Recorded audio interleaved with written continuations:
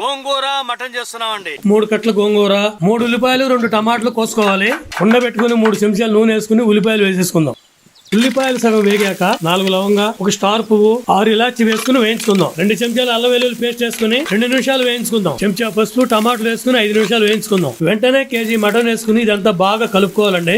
ఇదంతా కలుపుకున్నాక రుచికి సరిపడ ఉప్పు, 3 చెంచాల కారం కూడా వేసుకుందాం. ఇదంతా బాగా కలుపుకొని ముక్కలు మునిగే వరకు నీళ్లు పోసుకుని ఒక 20 నిమిషాలు మూత పెట్టుకుని ఉడికించుకుందాం. 20 నిమిషాలు బాగా ఉడికిందండి. ఇదిగో చూడండి. ఇప్పుడు మనం గోంగూర వేసుకుని ఓ పావు గంట ఉడికించుకుంటే మూత పెట్టుకుని మన గోంగూర మటన్ రెడీ అయిపోద్ది. ఇదిగో చూడండి, మన గోంగూర మటన్ రెడీ అయిపోయింది. ఇప్పుడు వేడి వేడి అన్నంలో ఈ గోంగూర మటన్ వడ్డించుకుని ఒక పట్టు పట్టేద్దాం. గోంగూర పులుపు, లేత మాంసం, ఫస్ట్ క్లాస్ అయిన కాంబినేషన్తో ఉప్పు, కారం, పులుపు అన్నీ కరెక్ట్ సరిపోయినాయి. సూపర్గా ఉంది.